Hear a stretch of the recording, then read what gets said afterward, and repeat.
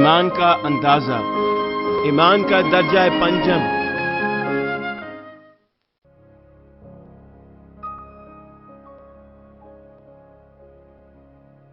Romeo 12 باب 3 آیت۔ میں اس توفیق کی وجہ سے جو مجھ کو ملی ہے تم میں سے ہر ایک سے کہتا ہوں کہ جیسا سمجھنا چاہیے اس سے زیادہ کوئی اپنے آپ کو نہ سمجھے، بلکہ جیسا خدا نے ہر ایک کو اندازہ کے موافق ایمان تقسیم کیا ہے، اعتدال کے ساتھ اپنے آپ کو ویسا ہی سمجھے۔ مسیح میں عزیز بھائیوں اور بہنوں، کوریا اور پوری دنیا میں 4500 کلیسیاؤں کی شاخوں بشمول متحدہ ریاست ہائے امریکہ، England, Canada, Honduras, Peru, Bolivia, El Salvador, Argentine, Germany, France, روس، بیلجیم، نیدرلینڈز، چین، Japan, Pakistan, Nepal, Indonesia, Philippines, Taiwan, India, Mongolia, مصر، اسرائیل، کینیا، یوگینڈا، عوامی جمہوریہ Congo, Burundi, Rwanda, Tanzania, Nigeria, Switzerland, جنوبی افریقہ، بوٹسوانا، کوٹ ڈی آئیوری، مقامی مقدس کلیسیاؤں کی شاخوں کے اراکین اور وہ جو پوری دنیا سے انٹرنیٹ اور ٹیلی ویژن کی خدمات ملاحظہ کرتے ہیں۔ بہت سے ہیں جو خداوند پر ایمان لا کر نجات پا چکے ہیں، لیکن ہر شخص کا ایمان فرداً مختلف ہے۔ کچھ کا ایمان تھوڑا ہے مگر نجات پانے کے لیے کافی ہے، جبکہ کچھ کا ایمان اس قدر بڑا ہے کہ وہ ہر کام میں خدا کے کاموں کا تجربہ کرتے اور خدا کو بڑا جلال دیتے ہیں۔ ہر کوئی اپنے ایمان کے اندازہ کے مطابق جو خدا کے کاموں کا تجربہ کرے گا اس کی حد مختلف ہے۔ خدا چاہتا ہے کہ اس کے فرزند ہر روز عظیم ایمان پانے کے لیے بڑھتے جائیں۔ جب ایک بچہ پیدا ہوتا ہے اسے ہمیشہ کے لیے بچہ نہیں رہنا چاہیے، بلکہ اسے بڑھ کر ایک جوان آدمی اور بالغ ہونا چاہیے۔ روح میں بھی اسی طرح ہے۔ آپ کے ایمان کو بڑھنا ہے، اس کا مطلب ہے ایمانداروں کو گناہ اور بدکاریاں ترک کر کے پاک خدا کی شبیہ پر اس کی مانند ہونا ہے۔ انہیں روح میں جانے کے لیے ان کے دل کی پاکیزگی کی تکمیل کرنا ہے اور کامل روحانی لوگ بننا ہے جو خدا کی مکمل شبیہ پر ہوتے ہیں۔ یہ ایمان کے اندازہ پر 25واں پیغام ہے، اور میں آپ کے ساتھ ایمان کے درجہ پنجم کے بارے میں بات کروں گا۔ مجھے امید ہے کہ آپ اس پیغام کو اپنے ذہن میں رکھیں گے اور اپنے دل سے اس پر عمل کریں گے تاکہ آپ خدا کو خوش کرنے کے لیے عظیم ایمان پا سکیں۔ میں خداوند کے نام سے دعا کرتا ہوں کہ آپ ایسا کرنے سے ہمیشہ خدا کے ساتھ چلنے کے لائق ہو جائیں گے۔ مسیح میں عزیز بھائیوں اور بہنوں، میں آپ کو بتا چکا ہوں کہ ایمان کا درجہ پنجم خدا کو خوش کرنے کا درجہ ہے۔ ایمان کے اس درجہ کے ساتھ آپ کا دل بہت حد تک خدا باپ کے دل کے مشابہ ہو جاتا ہے، تاکہ آپ باپ کے دل اور مرضی سے سمجھیں اور دیکھیں اور اس کی مرضی کی پوری فرما برداری کریں، تاکہ آپ باپ کو خوش کر سکیں۔ لیکن اس کے باوجود کہ لوگ معلومات میں خدا کی پاکیزگی اور بھلائی کو سمجھنے میں حقیقت میں خدا کی مرضی کی پوری فرما برداری نہیں کرتے، ان کے دل کو روحانی دل بننے اور خدا اور خداوند کے دل کے ساتھ ایک ہونے کے لیے تبدیل ہونے کی ضرورت ہے۔ آپ خدا اور خداوند کے ساتھ اپنی مشابہت بڑھانے کے لیے خدا اور خداوند کے دل کو جان سکتے ہیں۔ صرف اسی صورت میں وہ سمجھ سکتے ہیں کہ حقیقت میں خدا کیا چاہتا ہے اور اس کی فرما برداری کر کے اسے کیسے خوش کیا جا سکتا ہے۔ اب اگر آپ ایمان کے درجہ پنجم میں جائیں، آپ روحانی دل کی تکمیل کر چکے ہیں جو خدا کے دل کے مشابہ ہے، تو کیا اس کے معنی یہ ہوئے کہ آپ کو مزید انسانی تہذیب کے تابع نہیں رہنا؟ یعنی جیسے خدا روح ہے اور لامحدود ہے، روحانی سلطنت کا اختتام نہیں اور روح میں جانے کا بھی کوئی آخر نہیں۔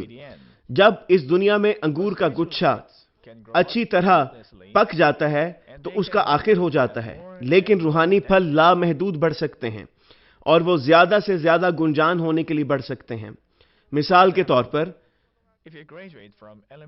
اگر آپ ابتدائی درسگاہ، جونیئر ہائی اسکول اور سینئر ہائی اسکول سے سند یافتہ ہیں اور کالج میں داخل ہوتے ہیں، کیا آپ کہہ سکتے ہیں کہ میں سب کچھ سیکھ چکا ہوں اور اب مزید تعلیم کی ضرورت نہیں ہے؟ اگر آپ ایم اے اور ڈاکٹریٹ کی ڈگری پاس کر لیتے ہیں تو آپ یہ نہیں کہہ سکتے کہ میں نے تعلیم ختم کر لی ہے۔ بے شک آپ ایک ہی مضمون پر ساری عمر پڑھتے رہیں تو بھی تعلیم کا کوئی آخر کبھی نہیں ہوتا۔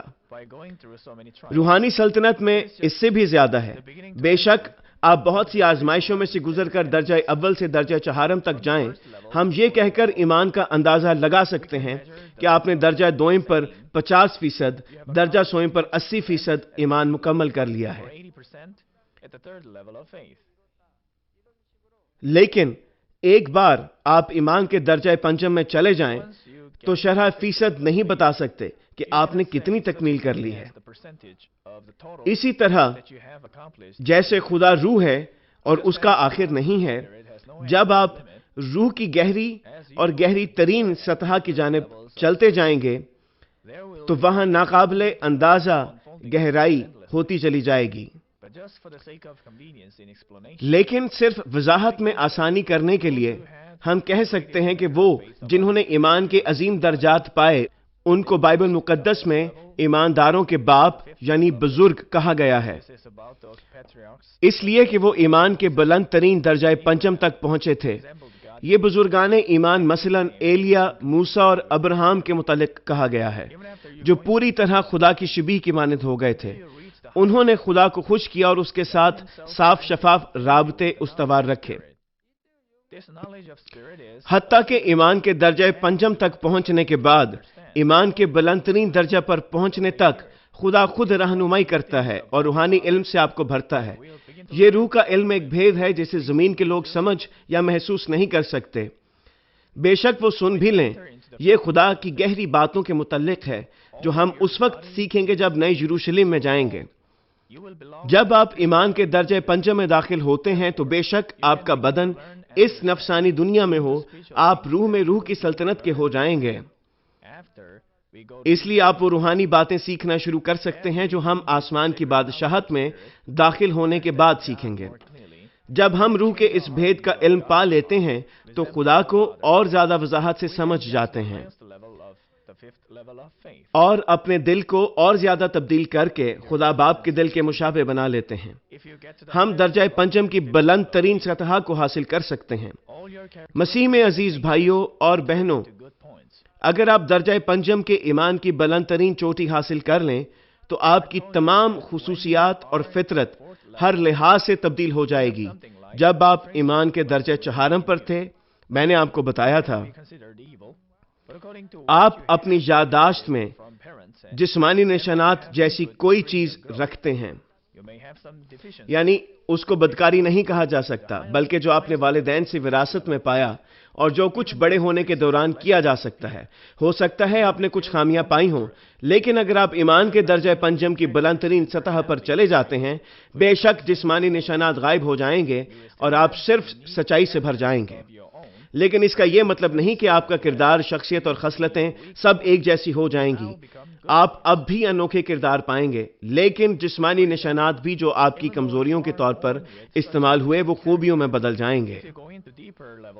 مثال کے طور پر، بے شک آپ ایک کمزور کردار کے ساتھ پیدا ہوئے، اگر آپ ایمان کے درجہ پنجم کی بلند ترین سطح میں چلے جائیں تو آپ کمزوریوں سے پاک ذہن کے ساتھ قوت اور اختصار پائیں گے، اور بالکل کمزور ذہن مہذب کردار اور محبت سے بھر جائے گا۔ یہ سچائی میں آپ کی ایک خوبی ہو جائے گی۔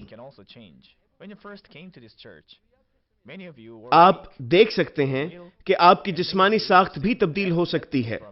جب آپ پہلی بار اس چرچ میں آئے تھے تو شاید کمزور تھے، بیمار تھے اور ہسپتال سے موت کے متعلق بہت کچھ سن کر آئے ہوں گے، لیکن جب آپ اس چرچ میں دعا کرواتے ہیں تو آپ کا ایمان بڑھتا ہے۔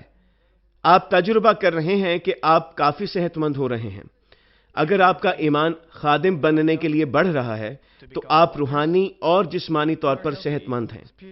چنانچہ آپ کو اور آپ کے خاندان کے افراد کو ہسپتال جانے یا دوائی لینے کی کوئی ضرورت نہیں رہی۔ اگرچہ وہ بہت زبردست اور تیز مزاج والے ہیں تو بھی فروتنی اور اختصار سے بھر جائیں گے، جیسے ان کے دل میں روئی ہو۔ کچھ شرمیلا مزاج رکھتے ہیں جبکہ کچھ بے باک مزاج رکھتے ہیں۔ کون سا مزاج اچھا ہے؟ ہر ایک خوبیاں اور خامیاں رکھتا ہے۔ وہ جو شرمیلا مزاج رکھتے ہیں وہ اپنے دل کی بات ظاہر نہیں کرتے، البتہ وہ بوجھ اور دباؤ کا شکار رہتے ہیں۔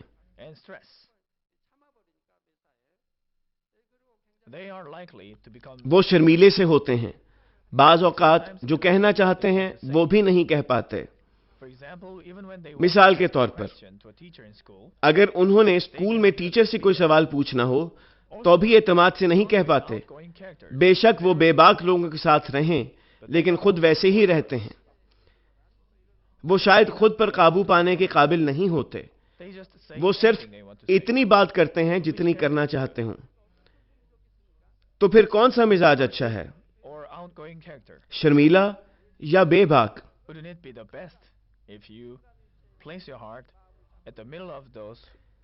جب یسوع کو قبول کرنے کے بعد آپ کا ایمان بڑھتا ہے، بے شک آپ شرمیلا مزاج استعمال کرتے رہے ہوں، آپ لوگوں کو یہ دعوت دیتے ہوئے چرچ نیوز لیٹر تقسیم کر سکتے ہیں کہ یسوع کو قبول کرو اور فردوس میں داخل ہو جاؤ۔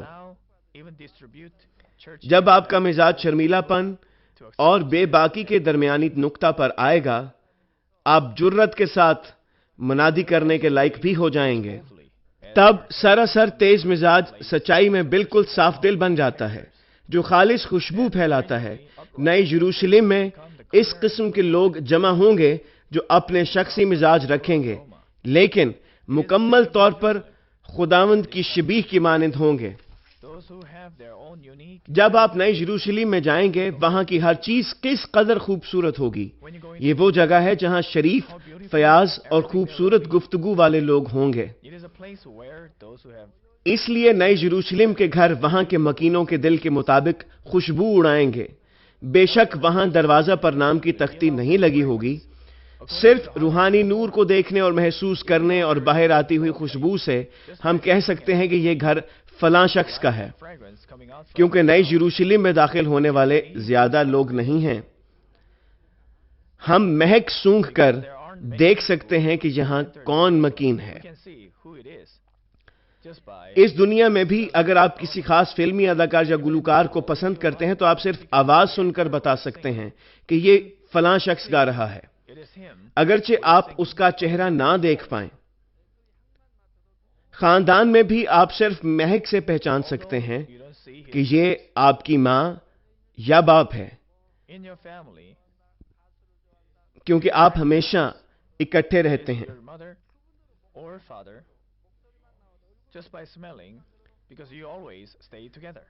جس طرح ہر کسی کا مزاج اور شخصیتیں مختلف ہیں اور جس طرح مہک جو ہم اپنے دل سے نکالتے ہیں مختلف ہے، اسی طرح ہر گھر میں سے مختلف خوشبوئیں باہر آئیں گی جو مکین کے دل سے اٹھیں گی۔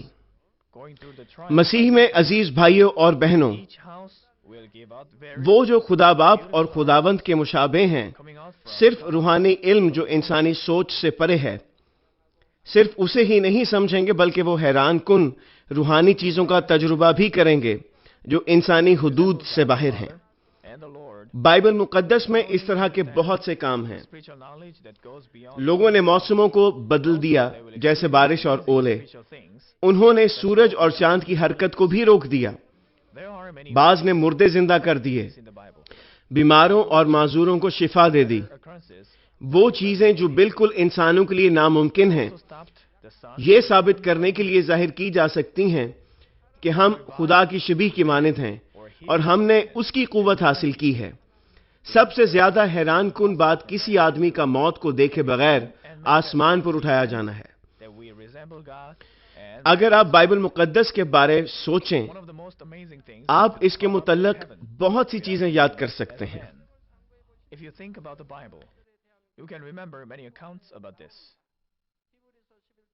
عبرانیوں 11:5 کہتی ہے، ایمان ہی سے ہنوک اٹھایا گیا تاکہ موت کو نہ دیکھے، اور موت کو دیکھے بغیر کس طرح اٹھایا گیا؟ یہ ایمان سے ہوا چونکہ خدا نے اسے اٹھا لیا تھا، اس لیے اس کا پتہ نہ ملا کیونکہ اٹھائے جانے سے پیشتر اس کے حق میں یہ گواہی دی گئی تھی کہ یہ خدا کو پسند آیا ہے۔ خدا نے یہ جان لیا تھا کہ ہنوک اسے پسند آ رہا ہے۔ ہنوک خدا کے ساتھ 300 سال تک چلتا رہا۔ اس کے بعد خدا نے اسے اس وقت اٹھا لیا جب وہ جوان ہی تھا۔ اس وقت کے مطابق وہ جوان ہی تھا، وہ 365 برس کا تھا۔ ان دنوں لوگ 800 اور 900 سال تک جیتے رہتے تھے۔ کیونکہ خدا اسے اپنے قریب دیکھنا چاہتا تھا، اس نے اسے پہلے ہی اٹھا لیا۔ خدا نے اسے کسی بیماری یا کسی اور چیز کی وجہ سے نہیں اٹھایا، یہ اس لیے ہوا کہ وہ خدا کو پسند تھا۔ البتہ اگر آپ خدا کو پسند آ جائیں تو آپ کیا نہیں کر سکتے؟ ہم خدا کو صرف ایمان کے سبب سے پسند آ سکتے ہیں۔ صبح کے وقت میں تاجروں کے مشن اور چند ایلڈرز سے بھی ملا۔ تاجروں کے مشن کے ایلڈرز میں سے ایک نے اینک لگا رکھی تھی۔ میں نے اس سے پہلے اسے اینک لگائے نہیں دیکھا تھا۔ میں نے اس سے پوچھا کہ کب سے لگا رہے ہو؟ اس نے کہا ابھی تھوڑی دیر سے۔ میں نے پوچھا کیوں؟ اس نے جواب دیا ٹھیک دیکھنے کے لیے۔ بے شک آپ ٹھیک دیکھنے کے لیے اینک پہنو۔ میں نے اس سے پوچھا تمہاری نظر کتنی ہے؟ اس نے کہا معمول کے مطابق 1.2 ہے، لیکن اسے پورا نظر نہیں آتا۔ میں نے جان بوجھ کر کہا جیسے مجھے سمجھ نہیں آئی، اور پوچھا بغیر اینک کہ تم کیوں ٹھیک نہیں دیکھ سکتے؟ وہ کہتا ہے نظر کی یہ کمزوری بڑھاپے کی وجہ سے ہے۔ وہ ابھی 60 برس کا نہیں ہوا اور وہ بڑھاپے کی وجہ سے ٹھیک نہیں دیکھ سکتا۔ اس نے مجھے دھچکا سا لگا دیا۔ ہمارے پاس بہت سے ممبران 70، 80 اور 90 سال کے ہیں، لیکن ابھی تک ان کی نظر ٹھیک ہے۔ میری نظر 1.5 اور 2 ہے، اور میں اس سے 10 سال بڑا ہوں۔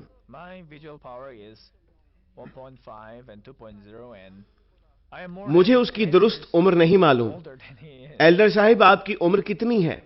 کیا آپ 51 سال کے ہیں؟ تو پھر میں آپ سے 13 سال بڑا ہوں، لیکن میری نظر ٹھیک ہے۔ لیکن آپ پر بڑھاپے کا اثر کیوں ہے؟ اس نے کہا اس لیے کہ میری نظر 1.2 ہے اور میں صاف نہیں دیکھ سکتا۔ جہاں تک میرا تعلق ہے میں تو صاف دیکھ سکتا ہوں، جبکہ میری عمر اس سے کہیں زیادہ ہے۔ میں گزرتے وقت کے ساتھ بالکل صاف دیکھ سکتا ہوں۔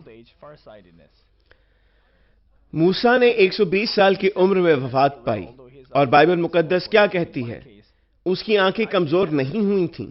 وہ 120 سال کی عمر میں بھی صاف دیکھ سکتا تھا۔ وقت گزرنے کے ساتھ اس کی آنکھیں کمزور نہیں پڑی تھیں، وہ بالکل ٹھیک تھا۔ میرے معاملہ میں بھی میری نظر تیز ہوتی جا رہی ہے۔ یہ پہلی ہی ٹھیک تھی، لیکن اور تیز ہوتی جا رہی ہے۔ جب میں تاجروں کے مشن سے ملاقات میں تھا، میں نے ان کے سامنے ایک لفافہ میں سے چند خطوط نکالے اور اپنی آنکھوں کے بالکل قریب رکھ کر پڑھے۔ جہاں تک مجھے معلوم ہے ان میں سے کوئی بھی اس طرح نہیں پڑھ سکتا تھا۔ عام آدمی صرف 10 سینٹی میٹر کے فاصلہ سے نہیں پڑھ سکتا، 15 سینٹی میٹر کے فاصلے سے بھی نہیں۔ صاف پڑھنے کے لیے کم از کم فاصلہ 25 سے 30 سینٹی میٹر کا ہونا چاہیے، لیکن میں بالکل اپنے چہرے کے ساتھ رکھ کر بھی پڑھ سکتا ہوں۔ میں کہہ رہا ہوں کہ اس کا یہ مطلب نہیں کہ جب ہم بوڑھے ہوں گے تو ہماری آنکھیں کمزور ہو جائیں گی، یہ اور بھی بہتر ہو سکتی ہیں۔ اس کا انحصار ایمان پر ہے۔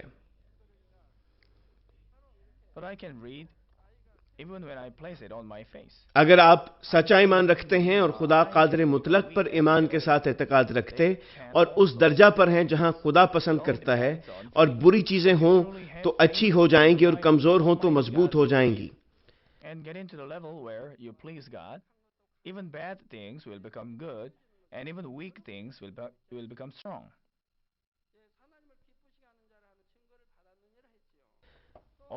دوسرا سلاطین دوسرا باب 11 آیت میں یوں لکھا ہے، اور وہ آگے چلتے اور باتیں کرتے جاتے تھے کہ دیکھو ایک آتشی رتھ اور آتشی گھوڑوں نے ان دونوں کو جدا کر دیا، اور ایلیا بگولے میں آسمان پر چلا گیا۔ ہنوک کی طرح ایلیا نے بھی موت نہ دیکھی اور زندہ ہی آسمان پر اٹھا لیا گیا۔ موسیٰ کے معاملہ میں بھی یہودا کے خط کے پہلے باب کی 9ویں آیت کے مطابق سردار فرشتے میکائیل اور شیطان کے درمیان موسیٰ کی لاش پر بحث و تکرار ہوئی، اور استثنا 34 باب 6 آیت میں یوں لکھا ہے، آج تک کسی آدمی کو اس کی قبر معلوم نہیں۔ ہم کہہ سکتے ہیں کہ اس کی موت دوسرے لوگوں سے مختلف تھی۔ وہ جانتے تھے کہ موسیٰ انکار کر رہا تھا اور وہ موسیٰ کے جسد خاکی کے ساتھ کیا کرنے والے تھے۔ انہوں نے ضرور اس کا بڑا جنازہ کرنا تھا۔ وہ جانتے تھے کہ موسیٰ پہاڑ پر مرنے کے لیے گیا ہے، لیکن وہ موسیٰ کی لاش تلاش نہ کر سکے، تاہم اس کا مقبرہ یا قبر کی جگہ معلوم نہ ہو سکی۔ جب ہم زیارت کے لیے جاتے ہیں تو ہارون کی قبر دیکھ سکتے ہیں، وہاں داؤد کا مقبرہ بھی ہے، لیکن وہاں موسیٰ کی قبر کو تلاش نہیں کیا جا سکتا، حتیٰ کہ آج کے لوگ بھی اس کی قبر تلاش نہیں کر سکے ہیں۔ لیکن نیا عہد نامہ یہودا کی کتاب میں یہ بھی کہتا ہے کہ موسیٰ کی لاش پر سردار فرشتے میکائیل اور شیطان میں جھگڑا ہو گیا تھا۔ پھر موسیٰ کی لاش کہاں گئی؟ وہ آسمان پر اٹھا لی گئی تھی۔ نئے عہد نامہ میں ہم دیکھتے ہیں کہ خداوند کے مصلوب ہونے اور جی اٹھنے سے قبل ابراہم عالم ارواح میں تھا۔ اس کا مطلب ہے جب ایماندار مرتے تھے تو عالم ارواح میں ابراہم کے پاس جاتے تھے، لیکن موسیٰ عالم ارواح میں نہیں گیا، بلکہ وہ سیدھا آسمان پر گیا۔ اسی لیے ایلیا کے ساتھ زیتون کے پہاڑ پر یسوع سے ملنے آیا۔ ہم یہ نتیجہ اخذ کر سکتے ہیں کہ اس کی موت دوسرے لوگوں سے مختلف تھی۔ بائبل مقدس فرماتی ہے، آدمیوں کے لیے ایک بار مرنا ضرور ہے، اور آدمیوں کے لیے یہ کس طرح ممکن ہے کہ وہ موت کو نہ دیکھیں؟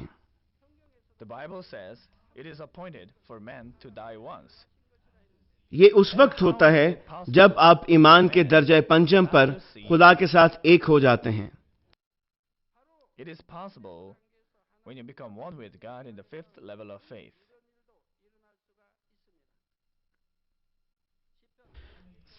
زبور 82 اس کی 6 آیت میں لکھا ہے، میں نے کہا تھا کہ تم الہ ہو اور تم سب حق تعالی کے فرزند ہو۔ یوحنا 10:35 میں لکھا ہے، جبکہ اس نے انہیں خدا کہا جن کے پاس خدا کا کلام آیا، اور کتاب مقدس کا باطل ہونا ممکن نہیں۔ یہ وہ ہے جو ہمارے یسوع نے کہا تھا، مثلاً جنہوں نے خدا کی شریعت پائی اور احکامات پر پوری طرح عمل کیا، وہ خدا اور خداوند کے ساتھ ایک ہوں گے۔ پس روحانی سلطنت کا عدل اس نفسانی جہان سے ہٹ کر ہے۔ اس لیے نفسانی آدمیوں کی نظر میں یہ لوگ وہ حیران کن کام دکھا سکتے ہیں تاکہ خدا کی مانند نظر آئیں، اور موت بھی انہیں چھوڑ دے گی۔ اب میں اس کی وضاحت کرنے لگا ہوں۔ رومیو 6:23 میں لکھا ہے، کیونکہ گناہ کی مزدوری موت ہے، مگر خدا کی بخشش ہمارے خداوند مسیح یسوع میں ہمیشہ کی زندگی ہے۔ روحانی سلطنت کے قانون کے مطابق موت صرف ان کو آتی ہے جو گناہ کرتے ہیں، لیکن وہ جو خداوند پر ایمان رکھتے ہیں وہ ایمان کے وسیلہ گناہ سے نجات پائیں گے، اور اگرچہ وہ جسمانی طور پر مر بھی جائیں، قیامت کے دن ان کے بدن جی اٹھیں گے اور وہ ہلاک نہ ہونے والے بدن پائیں گے۔ لیکن اگر آپ درجہ پنجم ایمان کی گہری سطح پر جسمانی جھریوں کے بغیر چلے جاتے ہیں اور خدا کی خوبیوں کے بہت مشابہ ہو جاتے ہیں، تو آپ اس جسمانی موت کو نظر انداز کرنے کے لائق ہو جائیں گے، یعنی ایلیا اور ہنوک کی طرح، جنہوں نے بااتم درجہ خدا سے محبت کی اور انہوں نے اپنے دلوں میں سے تمام گناہوں کو نکال دیا، حتیٰ کہ ان جسمانی جھریوں کو بھی جو ان کی فطرت میں تھیں۔ یہ وہ لوگ تھے جو بہت زیادہ خدا کی شبیہ پر تھے، انہوں نے اپنے دلوں کو سچائی سے بھر لیا تھا۔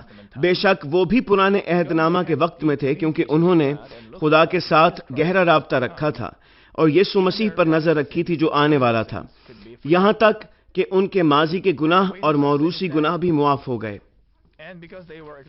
گناہ کی مزدوری موت ہے، کیونکہ وہ پہچانے گئے تھے کہ انہوں نے گناہ نہیں کیا، وہ براہ راست آسمان پر اٹھا لیے گئے۔ یہ کس طرح غلط ہو سکتا ہے؟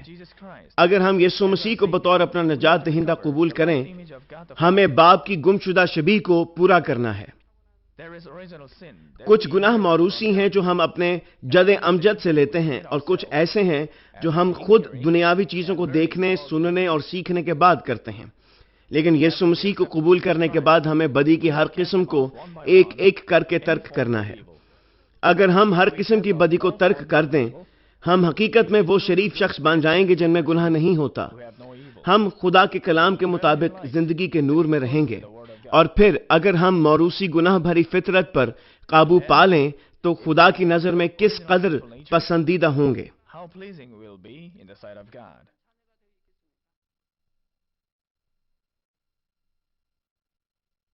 اس لیے ان کی شناخت ہو گئی تھی کہ وہ بے گناہ ہیں، اور انہوں نے اپنی جسمانی موت کو نہ دیکھا۔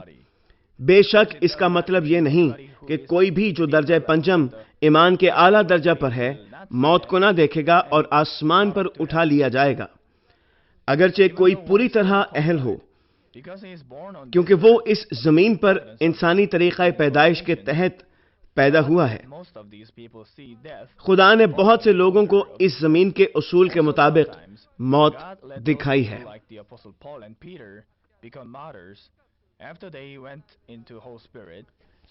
بعض اوقات خدا نے بھی ایسا ہونے دیا، مثلا پولس رسول اور پطرس پوری طرح روح میں جانے کے بعد شہید ہوئے تاکہ وہ اور زیادہ معزز رتبہ پا سکیں اور ان کے خون کے وسیلہ خدا کی بادشاہت ظاہر ہو۔ ہنوک اور ایلیا کے معاملہ میں خدا نے اپنی خاص دور اندیشی کے تحت انہیں اوپر اٹھا لیا اور بائبل مقدس میں درج کروا دیا تاکہ بعد میں آنے والے ایماندار بھی یہ احساس کر سکیں کہ خدا کے ساتھ چسپاں رہنے میں کیا کیا ممکن ہے۔ اگر ہم اپنے تمام موروثی گناہ اور اپنے ذاتی گناہ ترک کر دیں اور خداوند کے خون سے دھل کر پوری طرح صاف ہو جائیں تو خدا کہے گا کہ ہم میں مزید گناہ نہیں ہے اور ہم محفوظ ہو جائیں گے۔ کیا ہم نیک نہیں ہو سکتے؟ ہمارا خداوند اور بائبل مقدس ہمیں نیک ہونے کے طریقے بتاتے ہیں۔ نیک ہو کیونکہ میں نیک ہوں، پاک ہو کیونکہ میں پاک ہوں۔ خدا ہمیں یہ بتاتا ہے کیونکہ خدا ہمیں یہ حکم دے رہا ہے۔ اگر ہم نیک ہو جائیں تو ہم خدا کے پسندیدہ فرزند بن جائیں گے۔ ہمیں بننا چاہیے۔ اسی طرح ایمان کے درجہ پنجم اور خدا کے دل کے مشابہ ہونا اور کامل فرما برداری دکھانا روح کا گہرا ترین درجہ ہے۔ میں خدا کے نام میں آپ پر اس سلطنت اور روحانی ایمان کے کامل درجہ پر جانے کے لیے زور دیتا ہوں۔ ناظرین و سامعین، ایک اور چیز جو آپ کو یاد رکھنا ہے وہ یہ کہ اگرچہ کوئی شخص ایمان کے درجہ پنجم پر ہے، مسیح کی بلوغت تک پہنچ چکا ہے، اور بے شک وہ ایمان کے اس درجہ تک پہنچ چکا ہے جہاں جسمانی موت نہیں دیکھتا، وہ مسیح کی مانند ہرگز نہیں ہو سکتا۔ بے شک ایک بچہ اپنے باپ سے محبت کرتا ہے اور اس کی مانند ہونے کی بہت کوشش کرتا ہے، تو بھی وہ بالکل اپنے باپ جیسا نہیں ہو سکتا۔ اسی طرح بے شک انسان بہت زیادہ خدائے خالق اور خداوند کی شبیہ پر ہے، وہ مخلوق ہوتے ہوئے اس معیار پر نہیں آ سکتا کہ بالکل خدا جیسا ہو جائے۔ روحانی استاد اور شاگردوں کے درمیان بھی شاگرد اپنے استاد سے ہرگز بڑا نہیں ہو سکتا۔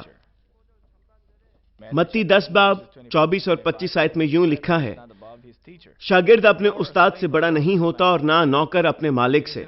شاگرد کے لیے یہ کافی ہے کہ اپنے استاد کی مانند ہو اور نوکر کے لیے یہ کہ اپنے مالک کی مانند ہو۔ لوکا 6 باب 40 آیت میں لکھا ہے، شاگرد اپنے استاد سے بڑا نہیں ہوتا، بلکہ ہر ایک جب کامل ہوا تو اپنے استاد جیسا ہوگا۔ یہ کہا جاتا ہے کہ جب ہم کامل ہوتے ہیں تو اپنے استاد جیسے ہوتے ہیں۔ آپ جسمانی طور پر یہ نہیں سمجھ سکتے، اس دنیا میں بہت سے شاگرد اپنے استادوں سے بہتر ہیں۔ وہ بہت زیادہ پڑھتے اور سیکھتے ہیں اور استاد سے بہتر ہو جاتے ہیں، لیکن روحانی دنیا میں ایسا ممکن نہیں۔ اگرچہ الیشا نے ایلیا کی نسبت دگنا روح پایا تو بھی اپنے استاد سے بہتر نہ ہو سکا۔ اسی طرح عظیم ترین انبیاء یا خدا کے رسل خداوند سے بہتر نہیں ہو سکتے۔ آپ اپنے استاد سے بہتر کیوں نہیں ہو سکتے؟ وہ جو روحانی سلطنت میں وقت کے ساتھ جا رہے ہیں وہ گہرے اور گہرے میں جا رہے ہیں۔ وہ گہرائی کا تجربہ کرتے ہیں اور اس کے ساتھ دوسروں کو تعلیم دے سکتے ہیں، لیکن جسمانی دنیا میں جب وہ بوڑھے ہوتے ہیں تو ان کی قوت یادداشت کمزور ہو جاتی ہے، ان کے خلیے مر جاتے ہیں اور وہ اپنی قوت بھی کھو بیٹھتے ہیں۔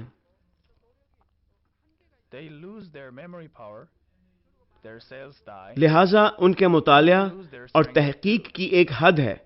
ان کے شاگرد آپ کے مطالعہ اور تحقیق میں اضافہ کرتے ہیں اور بہتر چیزیں بناتے ہیں، لیکن روحانی سلطنت میں ایسا نہیں ہوتا۔ وہ جو روحانی سلطنت میں بڑھ رہے ہیں وہ کہیں رکتے نہیں بلکہ چلتے رہتے ہیں۔ وہ شاگردوں کو تعلیم دیتے ہیں اور شاگرد سمجھ جاتے ہیں۔ روحانی سلطنت میں کوئی وقفہ نہیں۔ خدا فرماتا ہے آسمان کی بادشاہی ان کو ملتی ہے جو زبردستی زور کے ساتھ اسے لیتے ہیں۔ وہ جو روحانی سلطنت کی جانب پیش قدمی کر رہے ہیں وہ دعا قائم کریں گے اور بنا رکے گہری ترین سطح کی جانب رواں دواں رہیں گے۔ اس دنیا میں جسمانی چیزوں میں شاگرد اپنے استاد سے آگے جا سکتا ہے، لیکن روح میں یہ کبھی نہیں ہو سکتا۔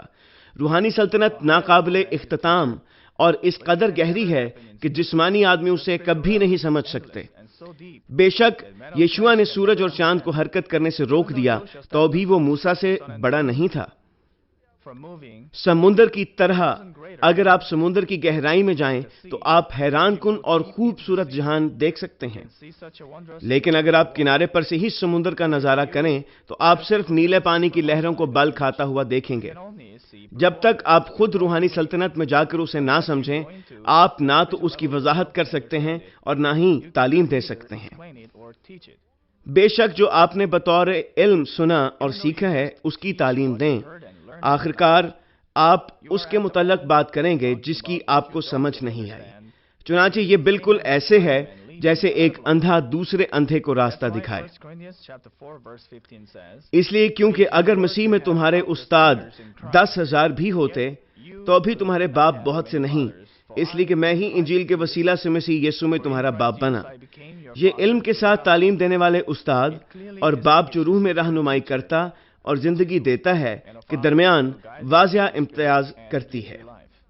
روحانی سلطنت کو سمجھنے کے لیے آپ کا خدا کے ساتھ واضح رابطہ ہونا بہت ضروری ہے، اور خدا آپ کو اس کی سمجھ دیتا ہے۔ اس لیے آپ کو دعا اور روزوں کے ڈھیر لگانا ہوں گے۔ بے شک دعا اور روزہ خدا کے ساتھ رابطہ کے ضامن نہیں ہیں۔ پہلے آپ کو خدا کے کلام میں چلنا ہے۔ جب آپ خدا کے کلام میں رہتے ہوئے دعا اور روزوں کے ڈھیر لگاتے ہیں، آپ ایسا کر سکتے ہیں۔ صرف وہ جو اس طریقہ سے روحانی سلطنت میں جاتے ہیں اور خدا کے ساتھ رابطہ میں رہتے ہیں اور اس کے دل کو صاف صاف سمجھتے ہیں، وہ دوسروں کو روحانی سلطنت میں لے جا سکتے ہیں اور اب انہیں روحانی سلطنت کے بارے سمجھنے دیں۔ بطور شاگرد اس راستہ پر جانا جس پر سے آپ کا استاد پہلے گزر چکا ہے ناقابل موازنہ حد تک آسان ہے بنسبت خود روحانی سلطنت میں جانے کے۔ اس شاہراہ پر گاڑی چلانا کتنا آسان ہے جس کے متعلق آپ کو معلومات فراہم کی جائیں، لیکن اگر آپ کو خود راستہ کی معلومات لینا پڑے تو رفتار کس قدر کم ہوگی۔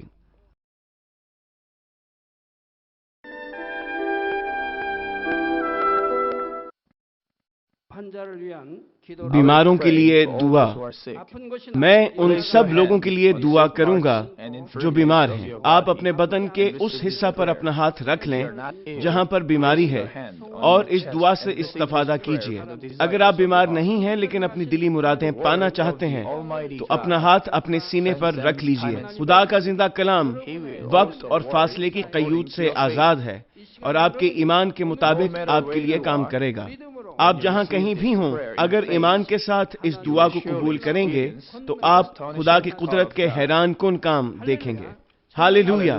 قادر مطلق خدا، تو جو محبت ہے، اپنے بچوں پر اپنے ہاتھ کو رکھ اور تمام GCN دیکھنے والوں پر بھی جو ایمان سے اس دعا کو ٹی وی کے ذریعے قبول کرتے ہیں۔ اپنا ہاتھ ان پر رکھ اور اپنے عجیب کام جو وقت اور فاصلے کی قیود سے آزاد ہیں ان تمام لوگوں کی زندگیوں میں دکھا جو دنیا کے کسی بھی کونے میں ہیں۔ ان کو ایسا ایمان عطا فرما جس کے وسیلہ سے ان کے تمام شکوک و شبہات ختم ہو جائیں، ان کی زندگی سے تمام دکھ اور مشکلات جاتی رہیں، روح القدس کی آگ سے جلا کر اور یسوع کے پاک خون کے وسیلہ سے دھو کر پاک کر دے۔ سر سے لے کر پاؤں تک سارے جسم میں خدا کی عظیم تخلیقی قوت آشکار ہو۔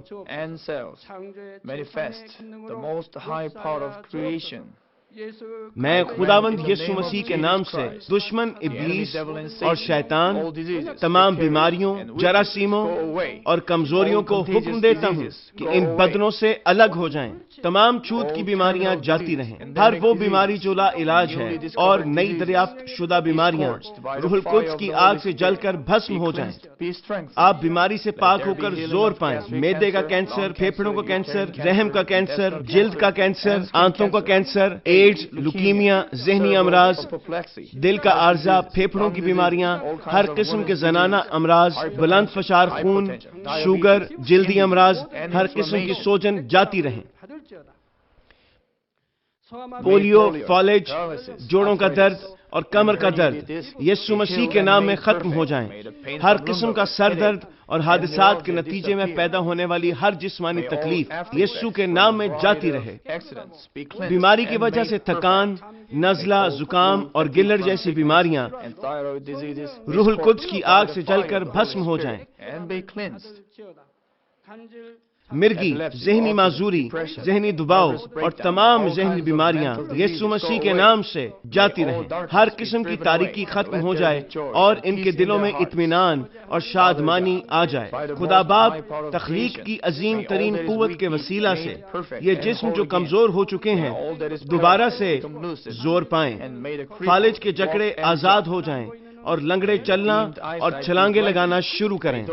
نظر کی کمزوری جاتی رہے، بہرے سننا شروع کر دیں، اندھے بینائی حاصل کریں اور گونگے لوگ بولنا شروع کر دیں۔ خدا باپ بانجھ خواتین کو اولاد کی برکت عطا فرما، ٹوٹی ہڈیوں کو جوڑ دے اور جسم کے تمام جلے ہوئے حصے مکمل طور پر شفا یاب ہو جائیں۔ نشہ کی لعنت میں گرفتار لوگوں کو روح القدس کی آگ کے وسیلہ سے پاک اور صاف کر دے۔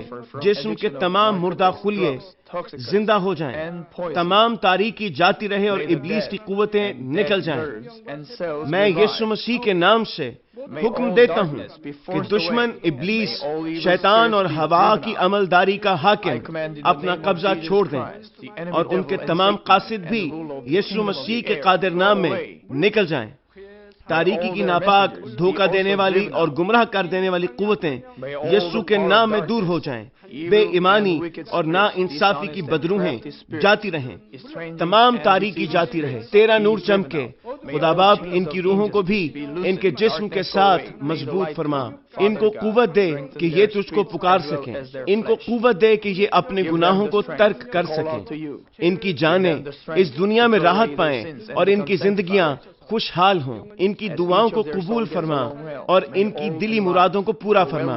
ان کی زندگیاں ایمان، امید اور محبت میں ترقی کرتی چلی جائیں اور ان کے خاندان بھی تیری نجات کے پیغام کو سن کر قبول کریں اور نجات حاصل کریں۔ ان کے خاندانوں کو ہر قسم کے حادثات اور تباہیوں سے محفوظ رکھ اور ان کو برکت دے کہ وہ ایک خوشحال زندگی بسر کریں۔ اے خدا، اپنے فرزندوں کو گھروں اور کاروبار کی جگہ پر روح القدس کی آتشی باڑ میں محفوظ رکھنا اور تیری آنکھیں جو آگ کے شعلہ کی مانند ہیں ان کو دیکھتی رہیں۔ ان کا باہر جانا اور اندر آنا مبارک ہو۔ انہیں برکت دے تاکہ یہ لوگوں کو قرض دیں لیکن کسی سے کبھی قرض نہ لیں۔ انہیں حکمت اور عقل دے اور ان پر فضل کر کہ وہ روح القدس سے معمور ہو جائیں۔ خداوند اپنے خادموں کو وہ کام کرنے کی توفیق اور فضل عطا فرما جو تو نے انہیں سونپا ہے۔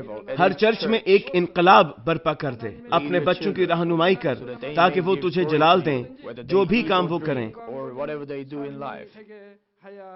اپنے عجائب کا ظہور فرما تاکہ وہ اپنے لبوں سے تیری گواہی دیں کہ وہ تجھ سے ملے ہیں اور تو ان کی دعاؤں کو قبول کرتا ہے۔ خدا باپ، میں تیرا شکریہ ادا کرتا ہوں اور صرف تجھے ہی سارا جلال دیتا ہوں۔ میں خداوند یسوع مسیح کے نام میں یہ دعا کرتا ہوں، آمین۔ آمین۔